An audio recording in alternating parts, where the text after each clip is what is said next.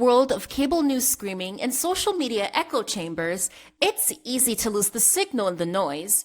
Every day, policy is debated, votes are cast, and your tax dollars are spent.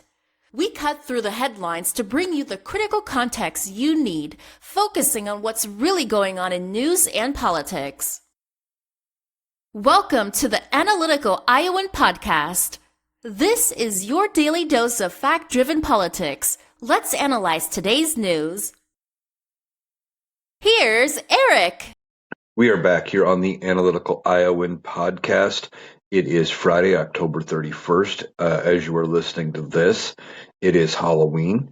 For those of you out celebrating or going to parties, doing whatever to this Halloween season, I hope you have a safe Halloween. I hope you have fun. Now, you may have noticed I didn't do any of the short video content or the short audio clip content the last couple of days. With my work schedule, etc., getting those out the last couple of days has been kind of tricky. I still made it a priority to get the podcast up. Maybe not as early or as quick as I would have liked, but I still got it up and out there. And I made a commitment to do this every day, and I plan to do the podcast every day. And I should be back with more of the short form videos today. It didn't work out very well. I had to work a weird split shift yesterday, Thursday, and when I did that, basically it threw my entire day off. And I just didn't have any time to get anything recorded out before basically it was going to be midnight before I got a chance to sit down and record. So I will be back doing those today. Now, as we are talking here, we are in the 31st day of this government shutdown. And the Senate is not going to be in session today. They adjourned yesterday.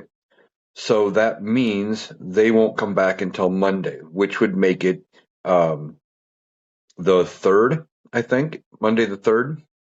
Well, that would be 34 days that the government has been shut down. And with that being said, that would be 1 day short of the record set in the first Trump administration. All right. So we are in the 34th day, or going to be in the 34th day of the government shutdown by the time Congress comes back into session. Now, what does that mean? Well, it means Donald Trump will have basically 1 or 2 days to figure out how to get the government opened back up before it grows into record-breaking territory. And I kind of thought maybe there would be a chance that today they would be in session, they would pass something, get food stamps funded, etc., fund SNAP benefits, and make it so people could afford to eat. But they're not doing that. What are they doing instead? Well, they took the day off. They tried like 13, 14 times to fund the government, and that didn't happen. They couldn't pass this continuing resolution passed by the House. They couldn't pass that to keep the government open or to reopen it even. And the deadline's running out on that. Now, when they come back on Monday, they would only have like 2.5 weeks if they pass that resolution then. They are getting into the territory where they are going to have to pass something different in order to open the government, because they're just not going to have enough time to fund everything. Now, there is a possibility that next week they come back with some kind of a negotiation after people have felt the pain. And what pain am I talking about? I'm talking about the pain of food stamps being gone. Now, Republicans on their part are trying to blame Democrats. Democrats are saying, hey, we want to negotiate. Republicans aren't negotiating. And what do they want to negotiate on? Well, Affordable Care Act subsidies and returning the money that was cut from Medicaid. And before the Trump supporters already come in the comments, I can already hear them. They're going to start saying, well, it was $1 trillion to spend however they want on illegal immigrants. No, that was money that was going to be paying benefits for Medicaid. Now, I realize some states may have benefits for undocumented or illegal immigrants on Medicaid. But if those benefits are there, That is all paid for by state money. It is not paid for, nor is it allowed to be paid for with federal money. What they can do with it, though, is by getting federal money, that gives them more money to use for American citizens, so they can take less of their own state coffer money and put it into the program to help fund American citizens and fund it for illegal immigrants if they're doing that. If they're doing that. And I don't know how many states are even doing that. But the only time undocumented immigrants get any sort of a benefit from Medicaid is not directly from Medicaid itself. And it's not a check when they do get a benefit. A lot of people seem to think that, oh, you get money from Medicaid, that they get a check that they can just go spend on whatever they want. That's not the case. The only time an undocumented or illegal immigrant gets any sort of a benefit from Medicaid is when they go to the ER, because under a law passed by Ronald Reagan, ERs must treat regardless of your ability to pay, regardless of your immigration status. You show up at the ER, they will treat you, and they will figure out the billing later. And if you don't have any way to pay or you never pay, they will submit it to Medicaid, and Medicaid will reimburse them for dealing with the emergency care. Period. It is just to help keep the hospital or the emergency room or what have you afloat. And it's to prevent them from having to either lose that money for those services given. And I realize the amount they would lose is different than what it costs them, because they are a business, whether we like it or not. Their cost for things versus what they charge are two different numbers, and they do make a lot of money on what they charge. But that's not the point. The point of the matter is that if they don't make their money on that person who doesn't have insurance, regardless of immigration status, then they would have to charge everybody else a little more and make up the difference in profits from somewhere else. Now, we can have that conversation about whether or not we should go to some other form of insurance situation where everybody is just covered. And maybe that is what we need to go to, and that would prevent part of this. The other thing involves the Affordable Care Act subsidies. Now, those subsidies are going to expire at the end of the year, and people are already seeing sticker shock about their premiums going up 17 to 33%. And that is without accounting for those subsidies, if they stay, if they go. Now, Democrats want those subsidies extended indefinitely. But indefinitely is their starting point. I guarantee you, if in the negotiations they land somewhere in the 4 to 6 year range, Democrats would probably jump all over it and say, okay, we can work with that. But right now, they said, okay, this is what we want to start with. Republicans aren't even saying, well, best we can do is a year. Best we can do is 6 months. They're not giving them anything. They're just saying no. Same with restoring the cuts to Medicaid. Medicaid was cut by $1 trillion over the course of 10 years. Now, that is a lot of money. A lot of money.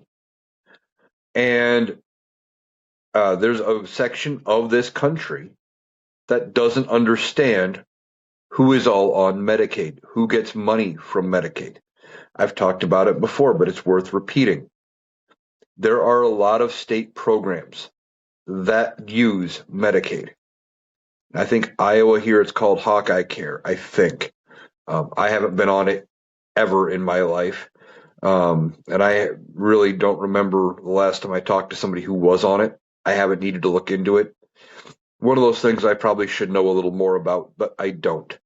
But it's called, I think it's Hawkeye Care. In Tennessee, I know it's TennCare. I think in California, it's CalCare. And there's just a bunch of them. They have different names for it. And it is Medicaid. It is the exact same program.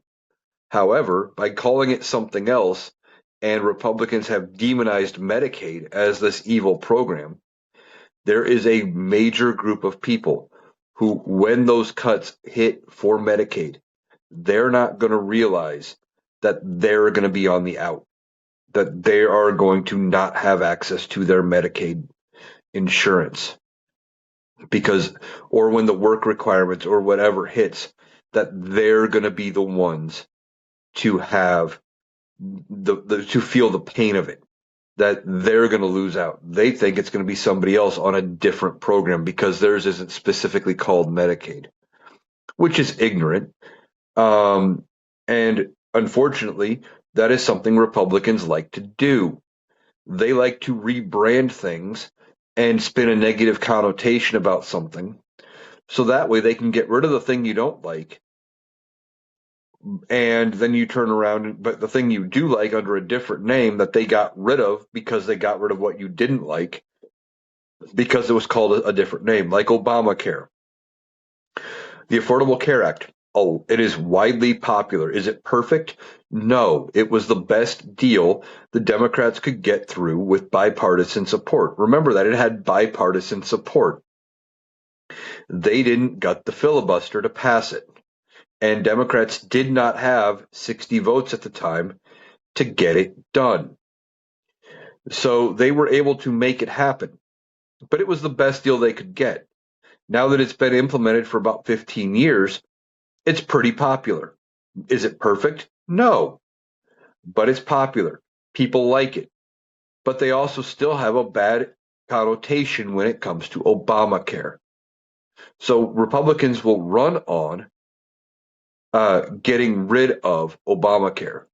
But they'll also say, I'm going to vote to extend Affordable Care Act subsidies, or, we're going to, do things to protect Affordable Care Act.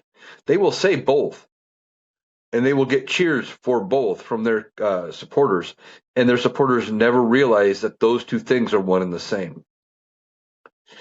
Now, with this government shutdown, one of the things Donald Trump is calling on Senate Republicans to do, and they have yet to do, is taking what they call the nuclear option. And that is either carving out this kind of a spending bill, which, because it does have new spending, they can't do it by normal reconciliation process, and it is affected by the filibuster. What new spending is there? Well, they have increased security measures for members of Congress, for the Supreme Court, for certain members of the executive branch, all in the wake of what happened to Charlie Kirk. Now, that being said, because there's new spending, they cannot just pass it without getting past the filibuster. So they need 60 votes. They don't have it. I think the best they've gotten to is 54, maybe 55, but I think it was 54.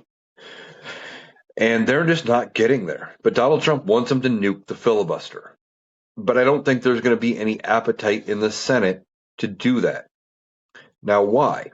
Because with the filibuster, it gives the minority party, in this case it's the Republicans, an advantage. Did I say the Republicans? I meant the Democrats. But wishful thinking in my part that the Republicans would be the minority, I guess. It gives the Democrats an advantage being the minority party. They want to be able, or they are able to block anything that doesn't have 60 votes or more. Now, what would happen if they get rid of it? They could pass everything with a simple majority, 50 votes plus one. And there was a push to get rid of the filibuster during the first 2 years of the Joe Biden administration. Now, Joe Manchin and Kyrsten Sinema had prevented that from happening. And effectively, the reason they warned against it was where we are right now. They didn't want to gut the filibuster because they knew at some point the Democrats would be in the minority party and they would want to use the filibuster to prevent a bunch of things from happening. Now, Republicans are looking at the filibuster going, oh no, we could be in the minority party at some point again. And then, if there's a Democratic president, they would push everything through. We don't want to do that. So nothing gets done. They use it as a way to get nothing done and be more deliberative, which is one of the things that happens in the Senate. With the Senate having a 6-year term, they are supposed to be the more deliberative body. They are supposed to look more long term, and they are supposed to be more strategic. Why? Because they don't answer to voters every 2 years like the House of Representatives does. They answer every 6. So they're not as worried about, well, I got to do something right this minute, right now, because I'm already considering my next election because I'm going to be primaried less than a year from now. And that's what's kind of going on. Now you have the House of Representatives, they get elected every 2 years. And they are up for reelection in whole, all 435 of them, November of next year. We're just over a year away from that general election. And they know they have to get reelected. But then the people that get elected next year, they're only going to have 2 years.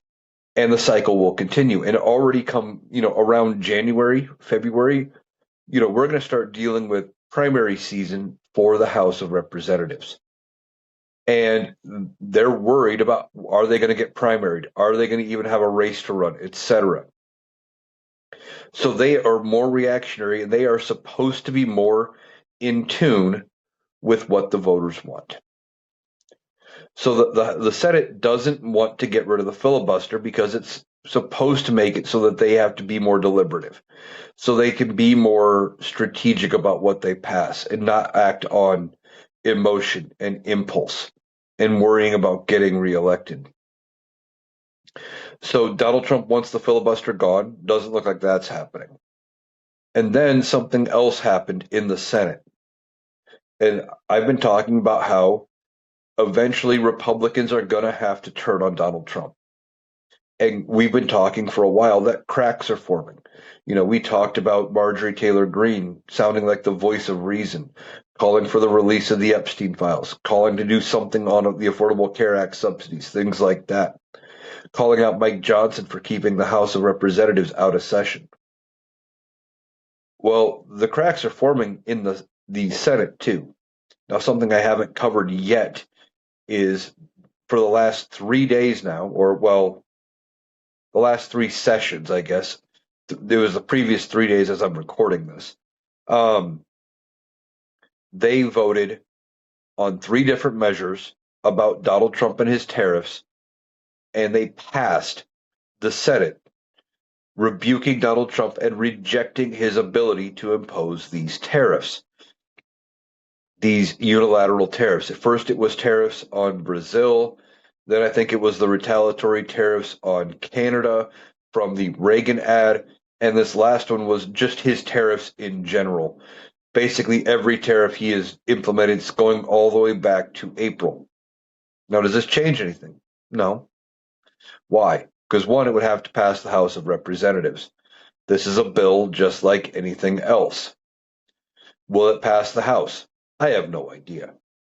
They have such a thin majority, the Republicans do, in the House, and this is not something the majority of Republicans would back. The majority of Americans would probably back it, but the majority of Republicans probably wouldn't.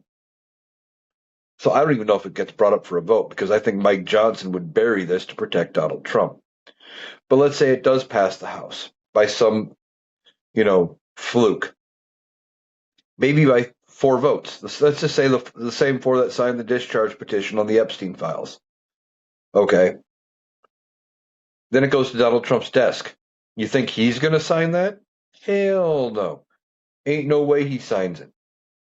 And it didn't pass both chambers of Congress by a wide enough margin to overturn a presidential veto. Just didn't. So where does that leave us? Well, nowhere. It didn't accomplish anything. But it is not an exercise in futility. And you might be saying, well, why'd they do it now then? Why now all of a sudden? Well, it's strategy on the part of congressional, senators. Why? Because next week there is going to be oral arguments on Donald Trump's tariff case. Now, Donald Trump has talked about potentially going to these oral arguments, which would be a break from tradition because no U.S. president has ever gone to oral arguments in front of the Supreme Court, not while they're president. Several U.S. presidents had been there before becoming president, and famously, President Taft uh, became the Chief Justice of the Supreme Court after being president. He's the only person to ever hold both positions, but I digress. Anyway, no president has ever gone to the oral arguments. Why? Because they are viewed as a co-equal branch. You send your representative, your Solicitor General, to go argue on your behalf at the Supreme Court, and you let them do it. Now, why would Donald Trump want to do it? One of two reasons, more than likely. One, he still thinks he's got this impressive aura or this impressive persona, this tough guy persona, that he can just show up, give them the look, the same look he would give right before he fired somebody on The Apprentice, and they would cower in fear and do what he wants. The other thing is, knowing Donald Trump and how well he thinks he speaks, I think that he is under the impression he could go before the United States Supreme Court, give oral arguments, and convince the Supreme Court to see things his way. Again, not going to happen. Donald Trump is not the type of orator that he thinks he is. His speeches are only popular to people of a certain mindset, as he put it. He loves the poorly educated, and smart people don't like him. So Donald Trump thinks he probably knows more about constitutional law than Supreme Court justices. And because he appointed a full third of them, he probably feels that they owe him something. So he wants to go before the Supreme Court, or has at least talked about it or hinted that he might do this, about the tariffs. Well, now you have three separate votes by Congress that say, no, Donald Trump, we don't want you to do these tariffs. Now, granted, it's only one chamber. Again, doesn't effectively change anything. However, it does send a message to the United States Supreme Court. And what message is that? Well, it tells the Supreme Court that at least part of Congress is not okay with what Donald Trump is doing with these tariffs. So one of the things is that in the Constitution, it specifically says Congress has the authority to impose duties and tariffs and levy taxes. And Donald Trump is not a member of the Congress. He is the president.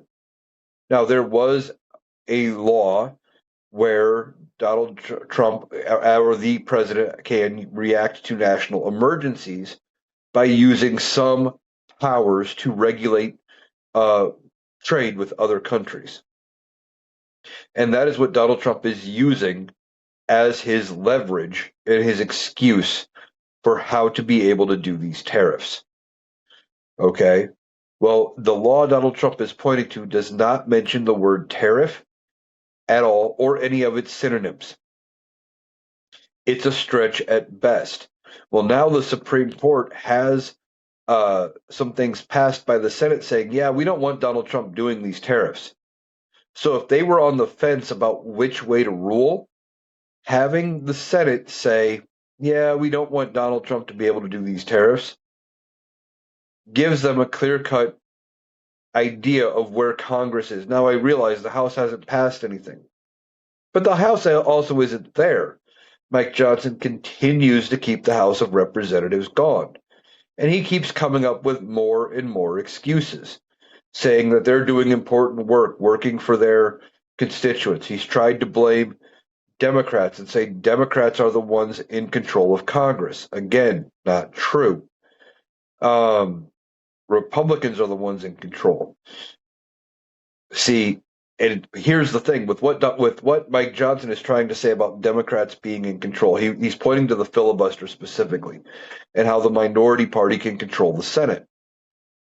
So does that mean when the Democrats have control of the Senate and Republicans are blocking things with uh, the filibuster, does that mean that the Democrats can say, well, yeah, we're not really in power. The Republicans are holding it up? Maybe. And I know they do that by pointing to the filibuster. But at the same point, Democrats would be in the same point as the Republicans are now, and they could take that nuclear option and gut the filibuster. We talked about that earlier. So this whole thing with this government shutdown is continuing. You've got Congress not getting anything really accomplished. They have not solved the funding for the SNAP benefits. Now that runs out as you are listening to this tomorrow. Tomorrow, November 1st, all of the funding for SNAP goes away. There is going to be nothing left. Now, some states have said they have found the funds in their own budgets to be able to extend SNAP benefits to people for the month of November, or at least part of the month or something. Other states are saying we don't have the money. Most of the states that say they don't have the money are Republican-led states, because Republican states, for the most part, are taker states. Now, taker states are states that for every dollar they kick into the federal coffers, they get more back. $1.15 per dollar kicked in, $1.30, something like that. But say a state like California, I think, is like they get 68 cents per dollar back that they kick into the federal coffers. So these Republican states are saying they don't have the money in their state treasuries to offset missing the SNAP payment from the federal government. Now, what could happen is that during the weekend, if they come to some kind of a deal, they may pass something on Monday. And this is a long shot, but they may pass something that would also include a full payment of SNAP benefits to everybody for the month of November. Now, Donald Trump would be a genius and he would look like the hero for signing it. And that's how you sell it to him. But there's also a problem that Donald Trump himself created. There is an emergency fund inside the USDA for situations like this. It is for when the government is shut down, or there is no appropriations from Congress, or there is just another natural disaster or emergency situation where they have decided that they need to issue food assistance to people on a temporary basis. Now, it's not enough. The slush fund itself is not enough money to fund everything. It would be a couple of weeks at best, but it would buy them time to negotiate. Well, Donald Trump is saying there's no money. We were not using that. That's not what it's for. Mike Johnson, Speaker of the House, is saying, yeah, there's no money there. That's not what it's for. That's not its intended purpose. But that's exactly what it's for. So they're refusing to tap into those slush fund monies, those emergency fund monies, to make sure people have access to food, but still want you to believe that it's Democrats that are cutting people's access to food. Now, we've talked about it before. There is a growing section of this country. It's a minority section, but there is a section of people who think they know how food stamps or the SNAP benefit program work, and they're wrong. They believe that the SNAP benefit program is like it used to be. Some people still believe it is paper food stamps, or that they get, thousands and thousands of dollars a month in food stamps. The average is like $177 per person per month. A grocery bill for one person for the entire month of $177, and you got to budget that. But they act like people are living high on the hog. Now, are there some people that are getting quite a bit of food stamps? Yes, especially people with younger children who don't eat necessarily an adult-sized portion. Sure. And maybe they are eating slightly better than some other people on food stamps. But either way, $177 per person is still not a lot of money. And that has got to last you the month. But I see videos from creators on the right talking about how, well, look, the one guy tried to say that his grocery bill was going to go down because people with SNAP are not going to get their SNAP benefits. It's all going away. Well, how does that make sense? He actually made it sound like he believes if you show up with the SNAP card, you buy anything and everything you want that's food. You show him the card and it's 100% off discount coupon, and that there's no money being spent from the American government to uh, the grocery store. That the grocery store just eats it. That they don't actually get reimbursed. In fact, by switching over to the debit card, not only do they get reimbursed immediately. And there's no bullshit to go through trying to get the money. Now, with the paper food stamp program, now I wasn't really that old when it went away here in Iowa. I was just around 18. And I don't remember how the redemption process worked because I wasn't involved in any of that. But the way I understand it, and I could be wrong, and if somebody else knows more, leave it in the comments. Um, but they would have to send those into the government, and then they would wait, and then they would get a check later, whether it was weeks or once a month or whatever. There'd be a point in time later where they would get their money. Now, with the EBT card, it's instantaneous. The store gets paid right away. And yes, the uh, food stamp recipient, the SNAP benefit recipient, does still get access to all of the deals going on in the store. They get to shop the same ad prices, etc., as everybody else. But the store gets their money right away.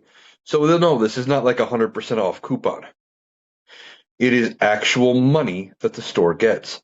And by putting it on a card, they have now made it so one of the loopholes that used to happen with um, the old paper food stamps was that you would come in and it would be, they'd pay $1 for an item well under $1 multiple times that you would get physical change back.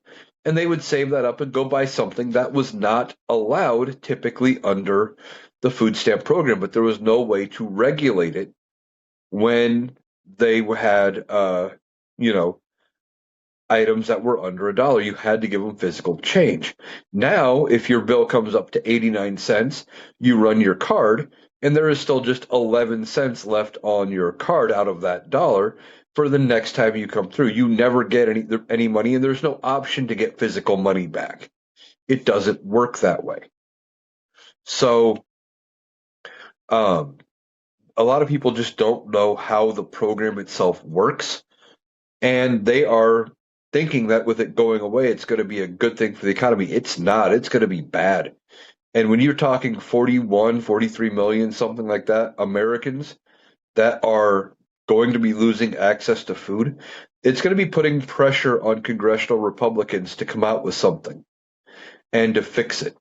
Now, I could see potentially Monday, Tuesday, maybe even Wednesday, as this drags on for a few days, that Donald Trump would come out then and say, well, we figured out the problem. I'm not supposed to use the slush fund for this, but I'm going to do it anyway. I'm going to make sure people have access to their food, and we are going to get them their food stamps for the next 2 weeks or whatever. I could see him trying to fix this problem. I could see him trying to fix this problem by saying, hey, I solved it. I'm going to release the emergency fund money now. And because I did that, look at me. Look at how great I am. I fixed it. Love me. Because that's who Donald Trump is. That's how he thinks. He's all about the perception of himself. And if he can somehow win this, he would want to win and get himself a victory there. So maybe they do come out with something and fix the food stamp problem. But there's another question that gets raised again with this administration. And if it was any other administration, and I will admit I wasn't the one who thought of this, I got this idea from the Rational Boomer. Uh, but and some of you who listen to both of our shows, you're going to probably know what I'm talking about. This question comes up. If uh, there's supposed to be this money, this, I don't know if it's 5 billion, 10 billion, whatever the number is, in this slush fund, in this reserve fund for emergencies in that could fund the food stamp program, and they're saying the money's not there, or they can't use it, but they're saying, well, the money's there, but we can't touch it for that. Is the money really there? Or Donald Trump has been doing a lot of things where there hasn't been congressional appropriations for. Like, where did the $40 billion in aid money for Argentina come from? He didn't get any sort of congressional oversight or approval for that. Or did you look at that slush fund and went, oh, hey, there's money sitting in an account here. We can use that, and we'll send that over, and then Congress will just issue a new appropriations, and we'll kind of sneak it around that way and trying to get around how Congress does business. I could see that happening. Mike was right with that idea. And that's kind of a scary thought. Now, when Donald Trump is out of office, when not only Donald Trump, but JD Vance, because I still don't think Donald Trump is going to make it to the end of his term. I think at some point between now and the end of 2028, Donald Trump is going to be gone. JD Vance is going to have to put his hand on a Bible, take the oath of office. And even though putting your hand on the Bible isn't necessary, it's just tradition. Now, if it was me and I was being sworn in as president, I would do something that I don't know if anybody has ever done. I wouldn't swear in on the Bible. I would ask if I could make it happen to where I go to the National Archives and would put my hand on the case that holds the U.S. Constitution and swear on the document I'm swearing to uphold. But that's just me. But anyway, I think J.D. Vance would put his hand on a Bible, raise his left hand, or put his left hand on the Bible, raise his right hand, and swear that he will fulfill the duties of president. And I think that's entirely possible. He becomes the 48th president of the United States. Now, he's not going to be able to fix anything in the time he has left, but he's going to be thrown into that. And he is probably going to be the Republican nominee for 2028. Why? Because he's currently the sitting vice president, and more than likely he would be the incumbent president. That doesn't mean he's going to be popular or that he would win. Now, what would happen if J.D. Vance becomes president? Well, a lot of things would change. For starters, J.D. Vance is smarter than Donald Trump. That's just a given. But then again, I've claimed, and I think I'm still right, that my dog leaves things in the yard that is smarter than Donald Trump. But anyway, J.D. Vance is smarter than Donald Trump. He doesn't have control over the MAGA base. So his sway over the politicians, where they would be worried about getting primaried, etc., would not be nearly as strong. Whereas Donald Trump has that sway over the MAGA base, and he's got the temper flares of a raging narcissist. So they don't know what to do with him. But when it comes to J.D. Vance, he doesn't have those issues. He is, calmer. While he may have more evil intentions, he is not Donald Trump, and I think he would be a better option to be president. If for nothing else, it would be more of a return to normal, and that things would go back to being how they used to be. At least in that you wouldn't have policy dictated by tweet reactions because somebody said something that made him mad, etc. JD Vance would be the better option. Now, when it comes to saying things that make him mad, I think it was it Chuck Schumer, Joe Biden? I don't know. Somebody tweeted something that Donald Trump didn't like, calling him a failure. I think it was Schumer. And Donald Trump basically said that's almost treasonous. Well, that's funny.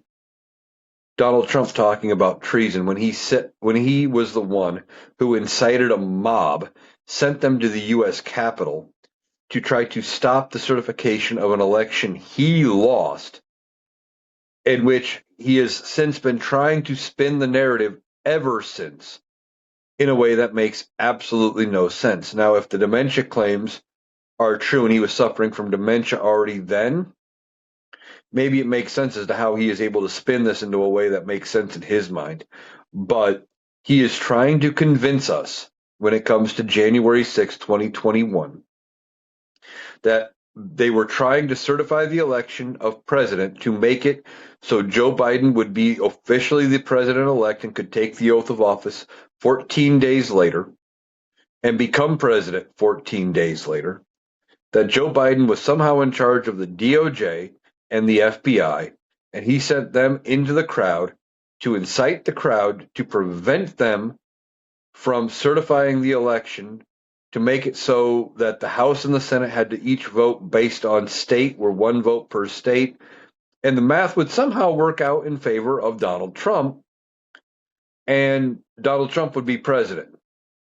So Donald Trump, who was president, somehow wants us to believe that Joe Biden had the power to overturn the election so he wouldn't be president and Donald Trump would stay in office, and that makes logical sense as to some way of how that would play out. It doesn't. But you could call what he started on January 2021, treason. And now he's calling out people who say mean things about him, almost treasonous. It's ridiculous. He has got such thin skin, it's not funny. So we're staring at this deadline tomorrow, and tomorrow is going to be bad when people don't get their SNAP benefits. And if you are one of those that are not getting your benefits, I feel for you. I really do. I hope you are able to figure something out, and that they get it resolved and you get access to your monthly food allotment through SNAP. And should we be doing more for people on SNAP? Yes. But you have to remember also who's to blame, and that is Republicans. Republicans could solve this right now. They could gut the filibuster, pass their spending measure, but they're not doing that. As we talked about earlier, they want to be the they want to use the filibuster when they're the minority. But the other side of it is, this is not a clean CR. I've talked about it before. Between them passing the last CR, which kept things the same as the Biden spending levels, and now they passed the One Big Beautiful Bill, which cut a bunch of spending. And they're realizing how bad those spending cuts could potentially be for people in their own districts. They don't want to actually sign off on it. So what are they doing? Well, now they're trying to blame the Democrats for using the filibuster to not sign off on it, because that way, when Democrats sign off on it and they open the government at the new spending levels, they can blame Democrats and say, see, it's all the Democrats' fault. They're the ones who cut your food stamp benefit. It's ridiculous in what they're doing. Now, Donald Trump thinks he's accomplished something with these supposed trade deals, and we don't even know for sure that these trade deals are anywhere close to what he announced. Now, he had said that there was going to be an investment from Toyota into the United States. They came out and said, yeah, not really. That's not exactly what we said. And then he was talking about this deal with China. Again, we don't know for sure that this China deal is in place, that it is going to be what happened.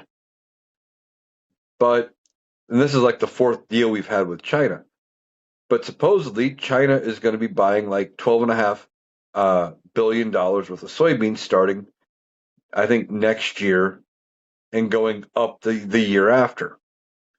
Well, they were going to buy $20 billion from us this year. So Donald Trump brings it back, gets a chunk of it put back, like 2/3, and now says, look at me, look what I did. I got us a trade deal. I saved American farmers. I'm great. He didn't even put it back to the way it was. Same with cutting off USAID. Now he gets into office, and he has been working systemically on getting rid of the Department of USAID, the aid arm of the federal government. This was our foreign aid network, basically. We had offices around the world where we could hook up with other governments, facilitate the movement of relief supplies, aid for people that were in starving countries, etc. Donald Trump gets rid of it because he doesn't like it. And then quietly, he reintroduces something he called America First Aid or something like that. And effectively, it is doing part of the work of the former USAID. And they are buying American grain, etc., to feed people around the world, putting America first in their purchases. But they're not even buying close to anywhere what they were buying under USAID. And under USAID, under federal law, they had to buy all of their grain products, all of their food, whatever they were buying to distribute, had to be bought from American farmers or American manufacturers, etc. If they could. Now, there are certain things we don't grow here, and they are staple ingredients in parts of the world, or we can get them for ridiculously cheap and include them, or maybe they're a missing part of, uh, nutrition in parts of the world, and we can get them cheap, but we don't grow them here. For example, bananas, not something you can grow in any climate, I believe, in America. Um, so you might have to go buy some of those items, but they're not buying nearly what the old USAID used to. But he kind of fixed it and said, "See, look what I did. I fixed it. I fixed that problem. I'm saving American farms." Donald Trump's plan is to break things and then fixes the problem he caused, tries to blame others for the problem he caused, gaslighting you, and then taking credit for the good things he has done. This is how Donald Trump has always operated. He's always been a failed businessman. Um, he has never really succeeded at anything he's done. Most of his businesses collapse and fail. And he always has somebody to hold the bag, somebody he always blames. He rarely pays his bills. And we're surprised that he's trying to run the U.S. government and the U.S. economy the same way. Now, one of the things that could happen coming up, we are coming up to the very first week in November. Tuesday, there are elections in this country. A lot of places have local elections, and I encourage you to go out, look into your local elections, pay attention to who's running for sheriff, who's running for mayor, your city councils, your county board of supervisors, whatever your local government bodies are called. And I know there are different names in different parts of the country for the same type of positions, but look into it and look at who you're voting for, because those people matter, especially places like school boards. You don't need people like the Moms for Liberty deciding your education. Those people are nut jobs who think they should be teaching Christian nationalism and that Donald Trump won the 2020 election. We don't need people like that running school boards. That's also how you end up with places like Oklahoma. And the guy who, resigned, and his replacement is undoing some of those policies. But you had the guy heading the state school board in Oklahoma who is demanding that all public schools teach the Bible. And then they purchased Trump branded Bibles to do that.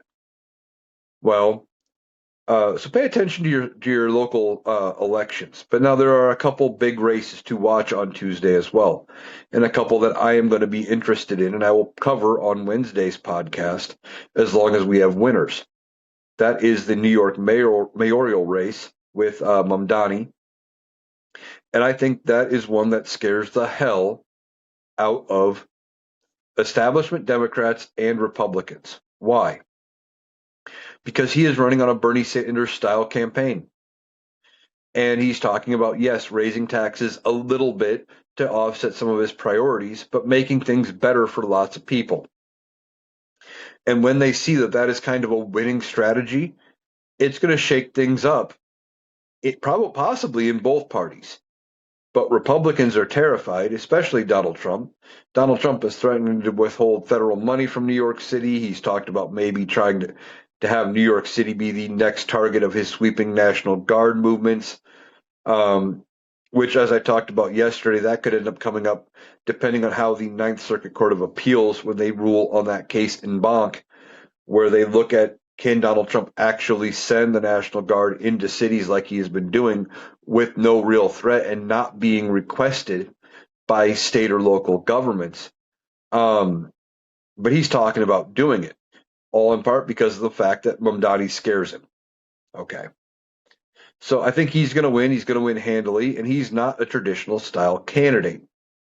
Then you have the New Jersey governor's race, and you can tell that they're concerned about that because they're wanting to send in federal poll monitors into the state of New Jersey. Why? Because they think it's going to be a close race, and they want to have some kind of a conspiracy theory ready to go where they can say, well, the poll monitors weren't allowed to be close enough to watch what was going on, or they're going to try to use the poll monitors to intimidate voters so that voters vote a certain way, etc. I think that's what they're trying to do in New Jersey. Now, they didn't send in poll watchers into Virginia, and I think there's a good chance that the governor for Virginia ends up being a Democrat after this election. So why didn't they send in poll monitors? Two reasons. One, there is currently a Republican governor. Now, I didn't know this until a couple of weeks ago, but apparently Virginia has term limits, and you are only allowed to be governor one term, and then you are out. And now you could run again, but you have to have at least one term off in between your terms. They do not allow for consecutive terms. I did not know that. So their Republican governor, Youngkin, is not eligible to run. And it sounds like the Democrat is going to win handily. But they're not sending in poll watchers down there because they have a Republican governor currently. And they're expecting it, I think, to be a landslide. Why? Well, a large number of federal government employees that are currently furloughed are living in Virginia. That's just what happens. They live in Virginia around the D.C. area. So they're going to go to the polls, and they're going to be voting, and they're going to be pissed. And they're going to want to do something to push back against the Republicans that they blame for them being furloughed. So there's a good chance it's going to be a landslide. Now, the other federal election that we are watching, or not even federal, but it affects the federal government, is the statewide ballot initiative in California, and that is Prop 50. And this is the proposition that Gavin Newsom took to the voters and asked if they wanted him to redistrict out 5 Republican districts and gerrymander the state slightly slightly more in favor of Democrats in response to what Texas and some other states are doing at the behest of Donald Trump. Donald Trump wants to gerrymander Texas, and they've redrawn the maps to make it look like they are going to win 5 additional seats and that 5 Democrats could be gone from the U.S. House of Representatives. Now, this could backfire in Texas. I'll get to that in just a second. But Prop 50 in California, Donald Trump is also terrified of that passing. Of course, him and other Republicans are bashing Gavin Newsom for even having the gall to put it on the ballot and take it to the voters. Now, in Texas, they didn't give it the voters an option. They just did it. And California is at least asking the voters for their opinion. Now, I think that's going to actually pass with an overwhelming majority.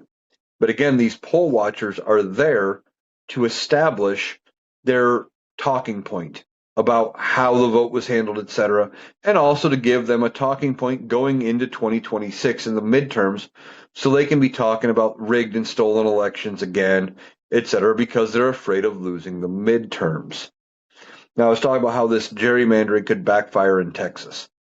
Well, one of the things they're doing is if you have District A is Republican and District B is Democrat, and say the Democrat won District B with 54% of the vote, and the Republican won District A with 64% of the vote.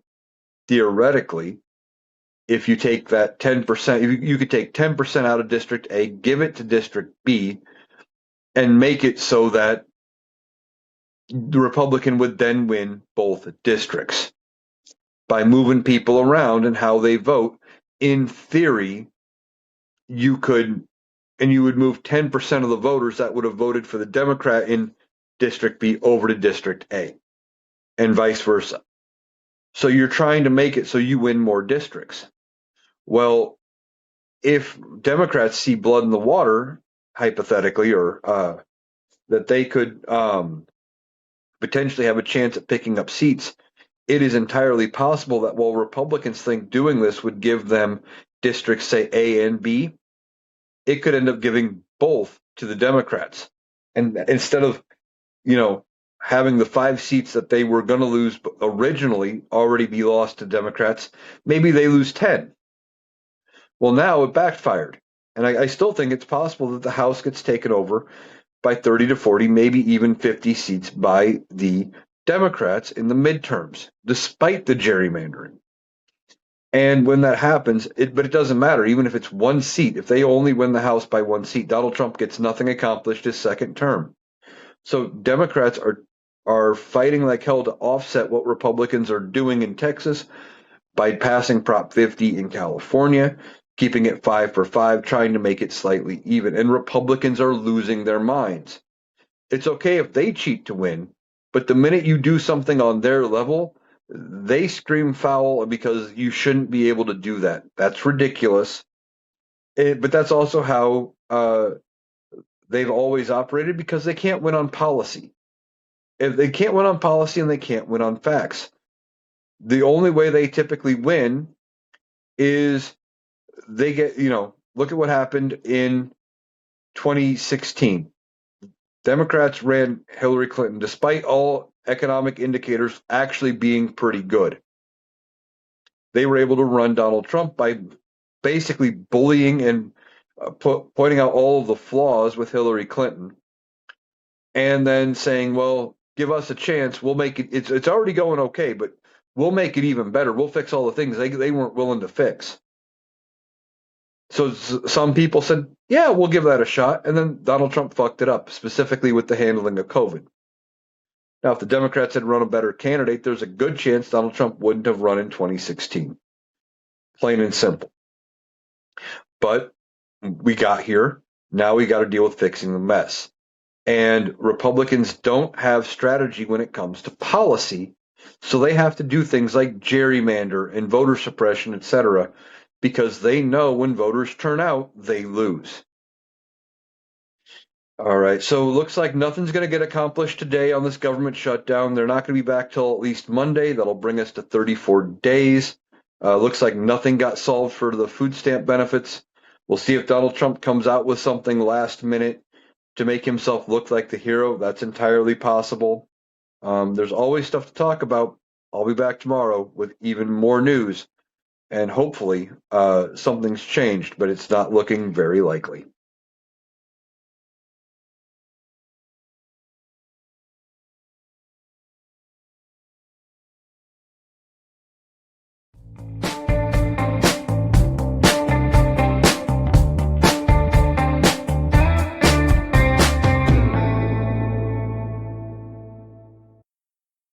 That was Eric. That does it for our analysis today. If you appreciated us cutting through the noise to get to the critical context, please make sure you're subscribed to the Analytical Iowan podcast on Spotify and YouTube. We'll be back tomorrow. Thanks for listening.